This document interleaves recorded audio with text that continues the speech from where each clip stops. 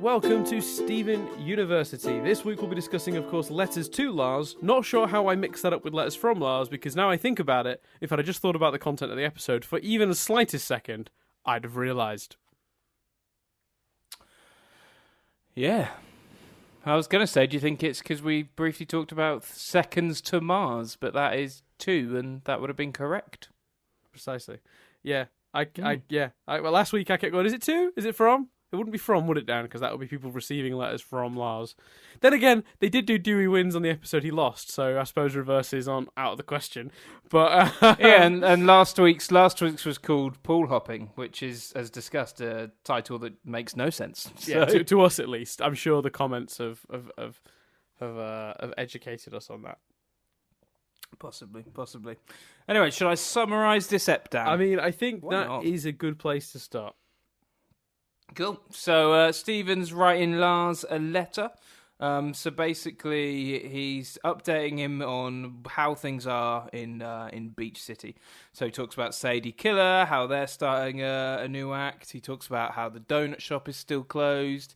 He attends an improv group that Jamie's putting on, which has Amethyst and is it Sadie's mum and Peridot and Peridot, Sadie's mum, Mr. Smiley, who that makes sense because he was in a comedy thing, wasn't he, with Mr. Frowny?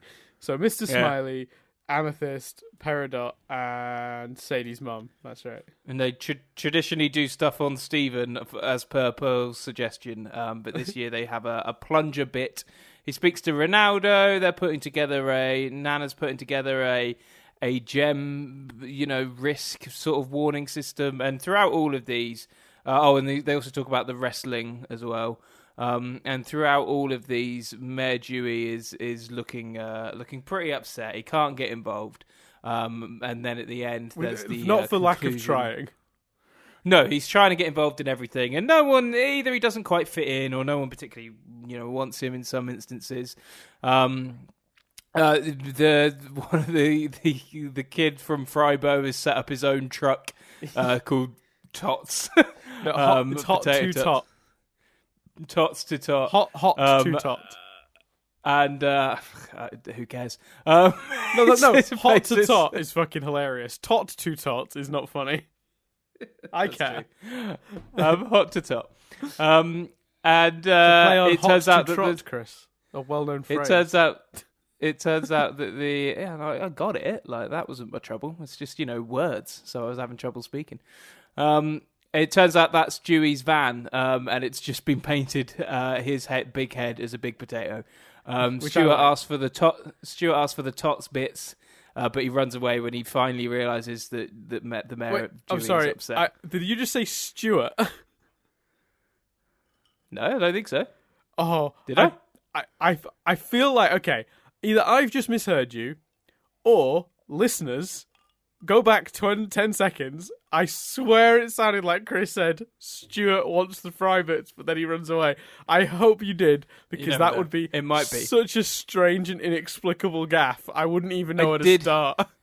Well, I did have a meeting with someone today called Stuart, so it is possible that I have just said the names. That's because you keep interrupting me, Dan. If you let me just do the recap. Well, you criticised tot to tot. Hot to tot is not to be criticised. You said, who cares? Right. I'm sorry, I'm not having it. That's why. You brought this on yourself by insulting the best joke in the episode. No, it's not. There's better jokes in the episode. Bruce goes over to chat to Dewey, and he says, because there's a Batman and Robin poster in there. I get it. And he says... Dewey reveals that he just wants to be involved, and he can't believe no one wants him. And he talks about how he'd walk through the town and say hi to everyone, and they enjoyed it, he enjoyed it. And Stephen concludes and summarises that he then realised that the mayor should work in the donut shop, thus resolving 2 problems or 1 stone.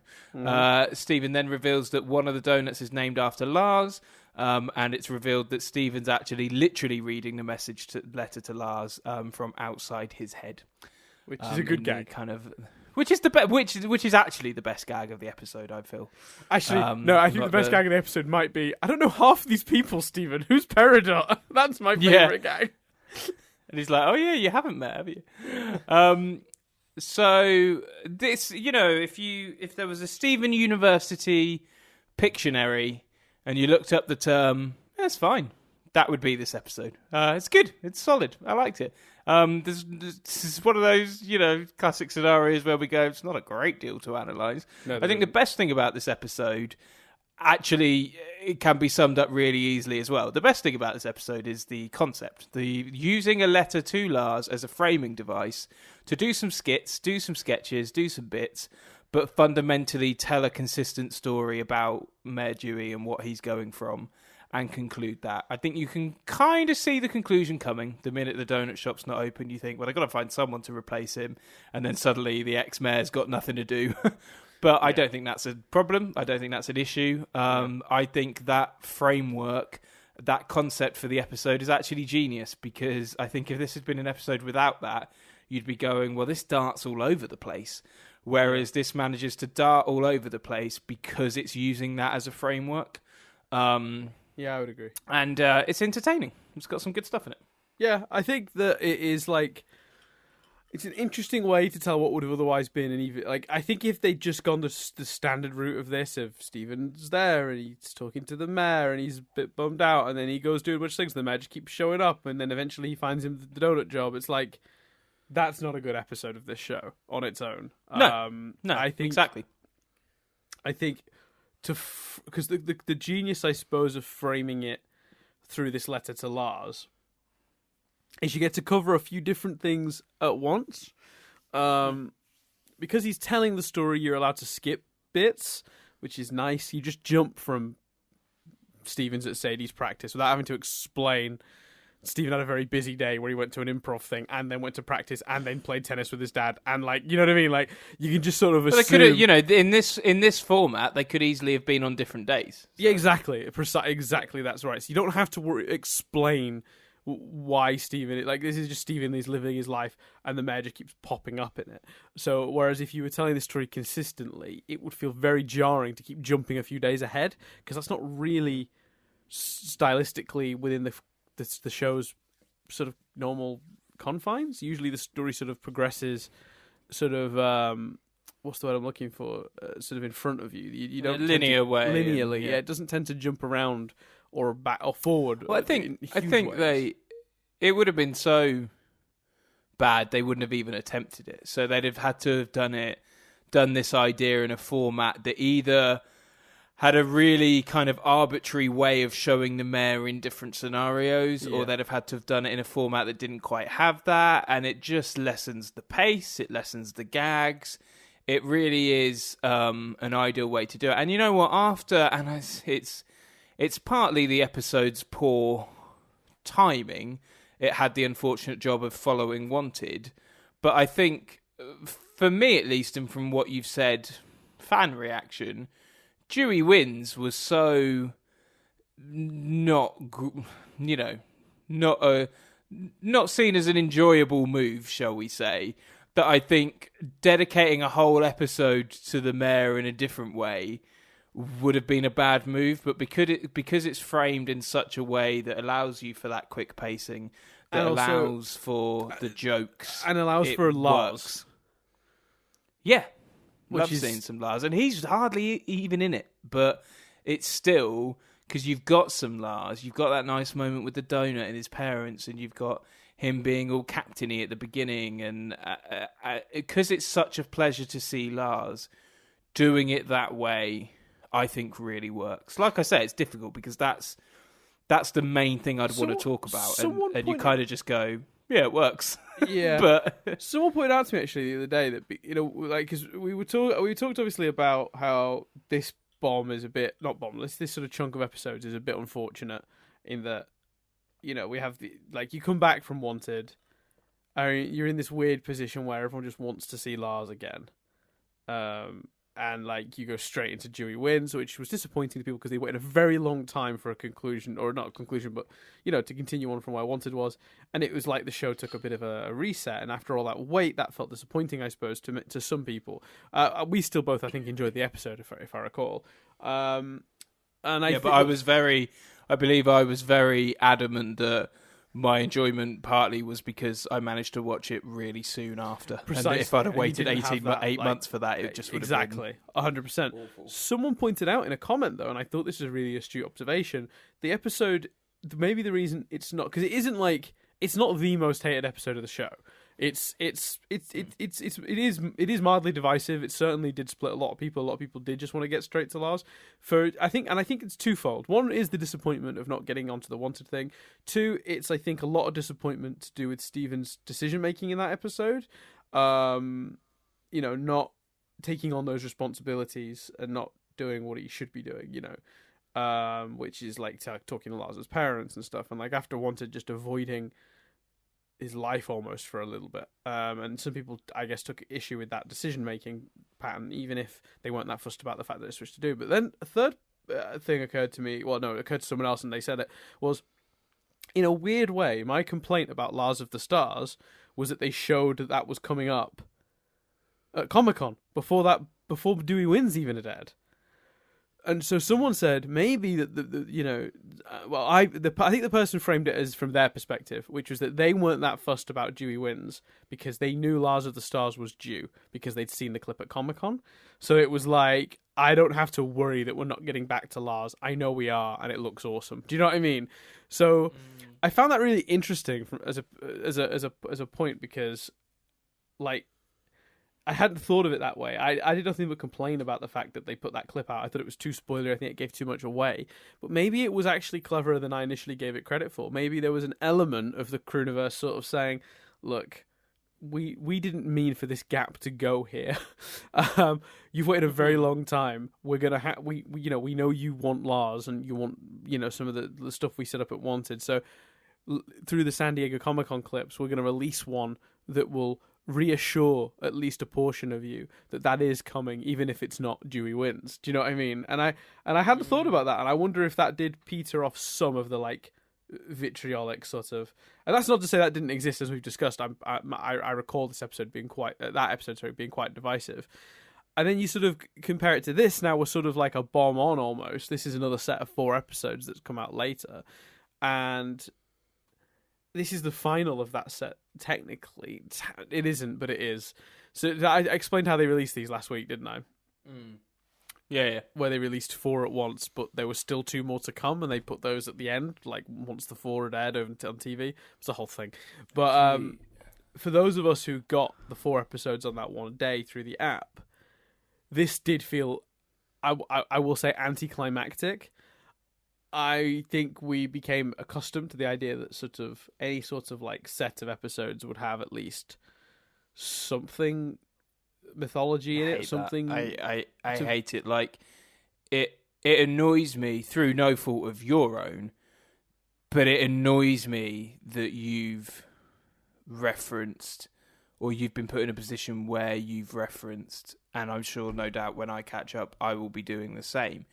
You've referenced this group of episodes a lot as a whole, and you've sort of judged them as that and analysed them as that. And I hate that. And it's not your fault, but these episodes in particular are designed to stand very clearly standalone and should not be judged like that. But because of the batshit crazy way that Cartoon Network have been releasing things, it makes you do that, and I'm not getting it. You know that. No, I know exactly. Right. No, you specifically. It's just so irritating. I feel the way you do, and then I hear myself saying it, and I go like, "Fuck, that's not fair. That's not fair." So well, but I'm sure I'll do it too.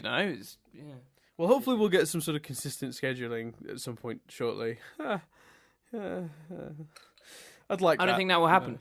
I don't think it will. But why? Why would it? Like it's been 2 years now of them not doing it consistently. Yeah, what if they've managed to? The last consistent batch them, we got was the summer of Steven. That's nuts. If Which they wasn't if summer they last are getting, year, it was summer the year before. So you're actually right. It was 2 years. If they are getting events and they are building stuff as events and that's generating hype, they're going to keep doing that way. And the thing is, sometimes that works perfectly. The recent 5/6 episodes they released, the sort of arc I described to you as being called the Heart of the Crystal Gems, I thought was really well designed. it had a really good through line from start to finish that I felt very, very happy with. And I suppose it's what they need to learn is when to bomb it and when to just spread it. Because, and some people will argue, well, they did spread it down. These episodes aired on television, one a week. But if you put all 4 of them out on the app, like, I'm going to wait one a week. Like, do you know what I mean? Yeah. I don't have that low. Cartoon Network you need to control my supply, because I will, if you release them, I will watch them. I have no self-control. Yeah, and also Cartoon Network aren't aiming their releases for casual viewers, because if they were, they wouldn't run the risk of having the worst schedule possible for casual viewers. No, like exactly. Casual viewers, there needs to be consistency. Yeah, It's right up there for me with ABC airing a new episode of Lost one week and a repeat the next in the same slot. Or Firefly airing the second episode first, like Fox in that instance. Like, yeah, so weird, some of these decisions. Yeah, it is strange. And so okay, I'll let me remove myself from that for a minute then. This episode, I think, ticks a lot of boxes. None of the top scoring. So if you were to review Steven Universe in a sort of weighted scale, where there are several boxes you can tick for when it achieves something good, these are all the middle of the range boxes. Was it funny? Yes. Was I vaguely interested in what was going on? Yes. Was there some character stuff? Yeah. Did any mythology stuff happen? No. Was the character stuff particularly in depth? No. So I'm ticking all the sort of mid-range boxes for this was down the middle. It was in a not negative way. This was absolutely a perfect way to spend 10 minutes of my life. Like I found it engaging enough. I thought it was funny. I liked him putting Sadie's sheet on, cutting the aisles out and going oogity boogity, like trying to be part of their band. Like, well, the best bit of that was the payoff joke of Sadie going, "Yeah, have you cut holes in my sheet?" Yeah, it's great. Like they do enough with it that it's entertaining for its 10-minute runtime. Never felt like particularly unwelcome. And it's worth noting that I suppose they did, in terms of release, it did go out just, as a one. So it's not really too fair for me to sort of pull it apart that way, I suppose. So the one thing go on, sorry. It's like I've said before about other episodes, and like I've already said about this one, it's the epitome of, this is a really entertaining, strong episode. It's very unfortunate for it that we do a podcast where we analyse it for 30 to 40 minutes, because there's not too much to analyse without us going, that gag was good. Yep. So, the episode is fine. It's great. It's a good episode. Do you think it's very, like you say, it's very entertaining. And it's the kind of episode the show needs. I don't want every episode to be big on mythology. I don't want every episode to be big on character or big on meaning. If every episode was either Mindful Education or Keystone Motel or the one recently where, we got the flashback and stuff, or The Trial, for example. Your Mother and Mine, you're thinking of, I think. Yeah, Your Mother and Mine, The Trial. If every episode was like that, it would be awesome, but they'd run out of stuff really quickly, and it would be almost too relentless. And, so the show needs episodes like this. There is absolutely, wholeheartedly, a place for this episode in this show. It's really, really solid. Do you think they could have maybe? Do you think they maybe could have tweaked it and made it a little more impactful if they'd wanted to, but sort of chose to make this one a bit lighter? Because I think there was room to make the mayor's sort of feeling of dejection a bit more in depth, or actually explore some of the, you know what I mean? There was definitely a bit of wiggle room to make this, it a sadder sort of, or a more heartfelt affair. Do you think they intentionally chose to skirt around that, or do you think that's just that's me reading into it? I don't think you could have made him sadder. You could have made him maybe more obviously missed the people. You could have embedded that a bit more. But I would be willing to bet if you watch this back to back with Dewey Wins, this is the perfect. This sequel. is a really good two-parter, and this tone tone is the best word. This tone for this episode perfectly matches what was set up in Dewey Wins, and I think if you don't forget, the more depressed the more down you make him, the more you've got to go to make you believe he's then up again. And I think all they could have done was play up more that he was missing the people. And I think what's interesting actually about that is, and I think about it as well, I think going further down a darker or a slightly more tragic route with this probably would have harmed him as a character, because I kind of liked the simplicity of Dewey. He didn't want much out of life. You know what I mean? And I think maybe I'm just sort of wishing, like, maybe part of my desire for it to be a bit more complex or a bit more interesting in that way is just so we'd have had more to talk about on this podcast. But you also make which is a completely unfair way to judge. If you make him dark and more depressed, you make everyone else look like dickheads. So yeah, that's the other element. So it's that old conundrum from like from the cheese, was it not the Together Breakfast episode, where Stephen comes home and all he wants to do is have breakfast with the crystal gems, and Amethyst is like being quite mean to him, and I remember thinking, like, I remember saying on this podcast, having watched the show further and gotten, it's moments like that show that the show hasn't figured out its voice quite yet, because that's slightly more mean-spirited than the show normally would go, because you do just feel sorry for this poor child that just wants to spend time with his guardians, and they're not interested for X, Y, and Z reasons. They all sort of ignore him in the early part of the episode, and I think. Whereas you look at this and you go, well, no, actually they pitched this just right, because any darker and it's not really, you're going to damage the Dewey character because he becomes too sympathetic, and then it's not funny anymore. And there is you've got to find an element of him trying to be involved in all these things quite funny to really get something out of this episode. So I do like that about it, and I think you're right. Maybe it is like kind of perfectly pitched for what it is. One of my other favourite jokes was Greg being rich and buying a lighthouse and just like buying the equipment to play tennis and stuff. Right. The thing I loved most about that is the way. Let me see if I can find the exact phrasing. The way they phrased it sounded like being rich was this problem he was trying to rid himself off by just buying loads of shit. Like, yeah, he's still rich, so he bought a lighthouse. And then he was still rich so he bought tennis stuff. Like, that is honestly how it felt. I kind of loved that. I think that's how they feel about it. It's a device to be helpful when it needs to be, and to be a joke when it needs to be. Like, but I just love this idea that like, Greg is so uninterested in being rich that it's almost like this. Like, I'm still rich, but I spent all this money to get rid of it. I want. Can we do something about this? It's getting to be a problem for me. Such a strange plot. I love it. I do love it, because it sort of like comes back in and out.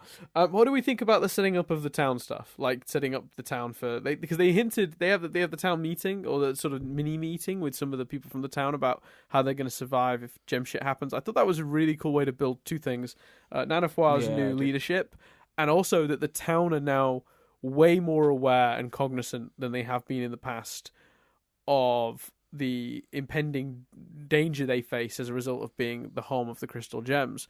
And I think that's obviously, the idea is that that's been hit home to them since kidnappings happened, and I think that's really cool, and I really just really well done.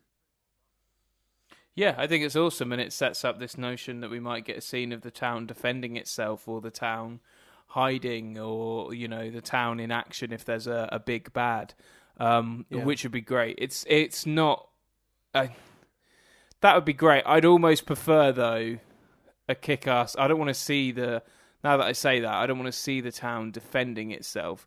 I want to see the town doing something useful and hiding, and then we've still not had our Avengers lineup moment. And like, I want that. I want to see all the gems, Lapis, although she's buggered off, but Peridot, and I want to see them all fight together more than anything. So, but it would be funny to me because now I think that's not happened yet, has it? Like that's just for whatever reason. No, we talked about it. We've talked about it before, and I love the reason I get quite excited by this notion of what's the town gonna do, is that's setting up that something's coming, and like I want my Avengers moment. Right. So you want Stephen to float down and land, and the camera to start working its way round, and they're stood in a circle back to back. Yeah, in exactly the style of that famous shot from the first Avengers movie. I want Stephen to say, "Crystal gems, assemble." Yeah. With a shield. He's got a shield. This is too perfect. Why have I never put that together?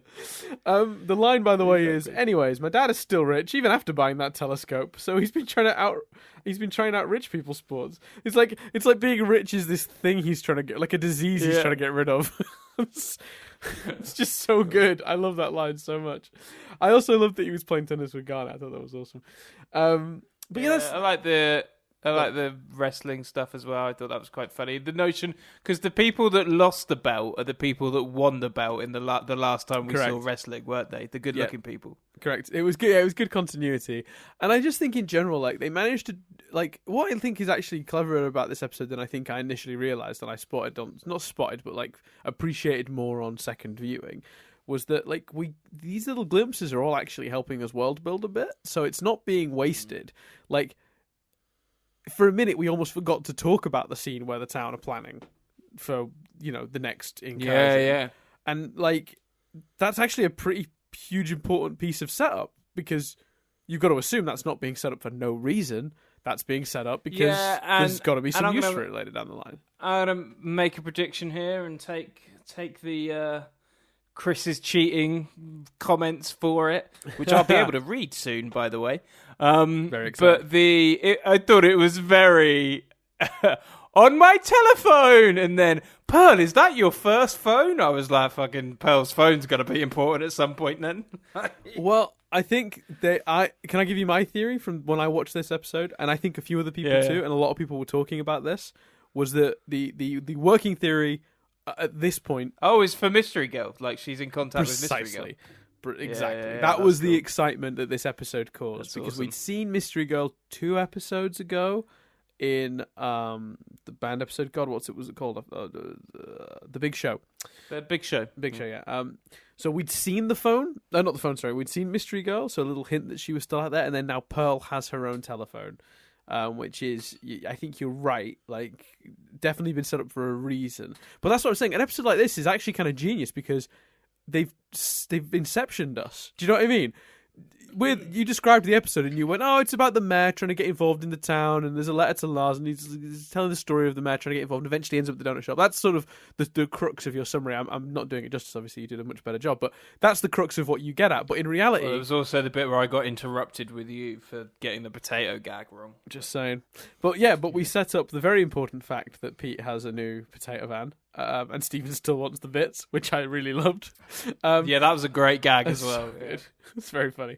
We set up the town. They definitely seem to be putting in the layers for the future. Yeah. There's a lot of, like, world building, like, in it, and it feels like it feels like they were just like, well, we're not going to waste this opportunity. If we've got an opportunity to just blitz around the town and get to see what all sorts of people are up to, we can layer so much little bonus information in here that may be relevant, may not be, but, like, let's set up some stuff. Like, not maybe relevant, may not be. All of it's relevant, obviously, but some of it may be big picture stuff and some of it might be small picture stuff. But let's make sure that every scene is pushing something and it's not just random. So we're re-establishing Sadie and the band, and we're re-establishing, Greg's money. We're re-establishing that the town are working together now under Nanafois to try and, protect themselves better. Like, it's nothing wasted, basically.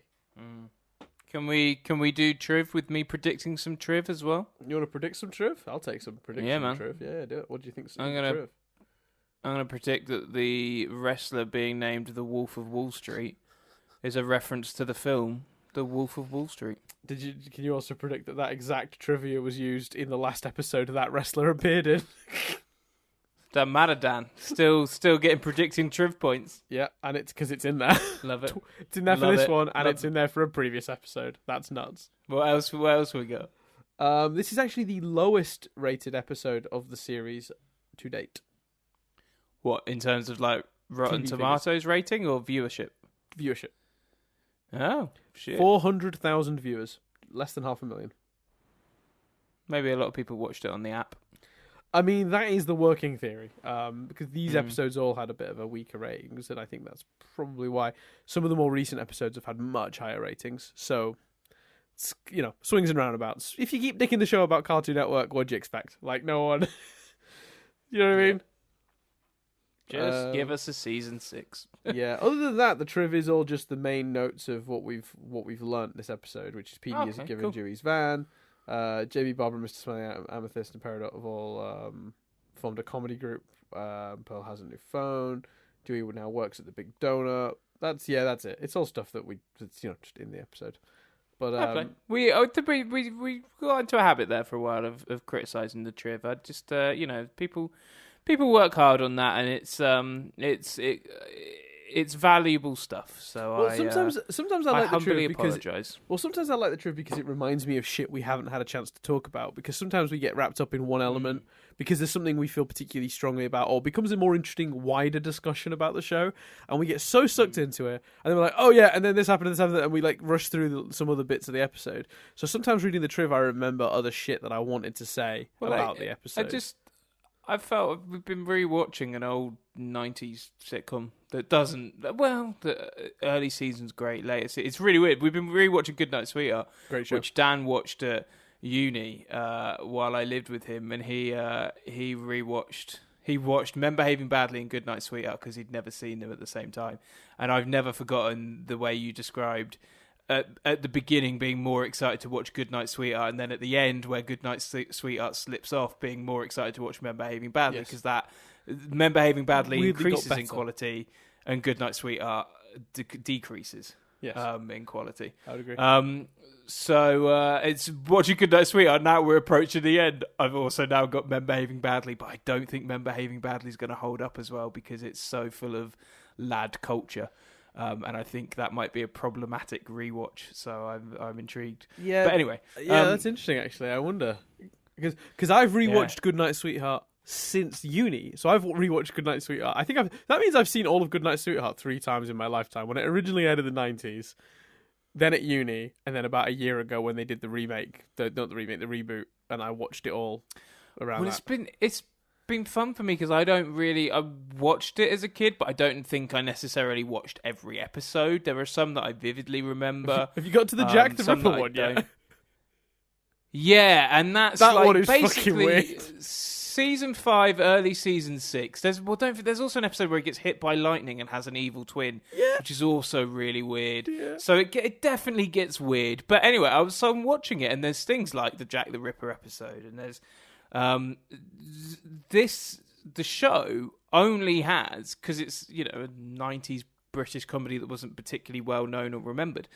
The show only has the Wikipedia page, and so 2 of the actresses left. Yes. And I was like, why did that happen then? And I really had to dig, and it's clear why one of them left and not the other, but there's some rumours and blah, blah, blah. And it made me kind of go, oh no, if this show had a Wikipedia page for every episode or a Goodnight Sweetheart Wikia, I would look at it and I would be reading the triv. So it made me really see the value of things like trivia on these Wikipedia pages. So anyone who's ever contributed to them, fair play. That's a very roundabout way to get to that, but I like the point so much that I'm pleased that you went the long way around. Yeah. If anyone wants to start a Goodnight Sweetheart, no, I'm joking. It's a weird one. I tell you what, legitimately, right? Because so there's two things I've realised is the people who listen to the show tend to, I think, statistically, are younger than us. Generally, it's not a hard and fast rule. There are definitely exceptions to it, and plenty, I'm sure.